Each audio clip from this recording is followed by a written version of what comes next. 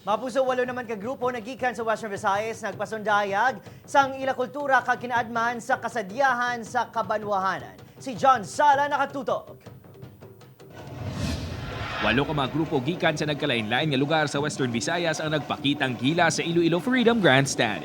Highlights ang performance ang tag sa kagrupo ang kultura, tradisyon kag pagpangabuhi sa ilatag sa kalugar. Yara ang tribo halaod sa Banwasang Kalinog, Iloilo.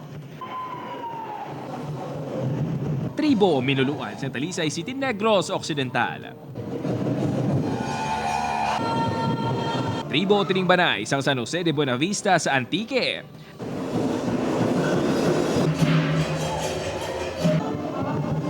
Uban Manugawas ang Dumangas, Iloilo. Sipalay Burangoy Kite Festival sa Sipalay City, Negros Occidental.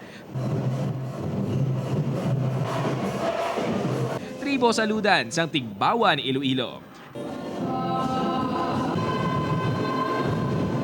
Tribo Matyaa sang Kulasi, Antique.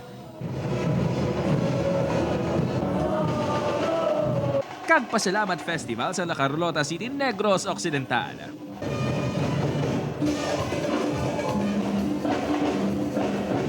Napabilib ang audience sa mga dalagko nga props, colorful costumes kag syempre ang mapagsik nga performance ang tag sa kagrupo. Pati gani foreign dignitaries na pawaw sa katahom kag masadya nga kasadyahan sa Kabanwahanan. I love the colors. I love the dedication of the people.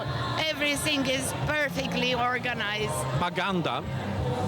It's very nice. I like it. Upood kay Cirilo Rinduque, John Sala, One Western Visayas.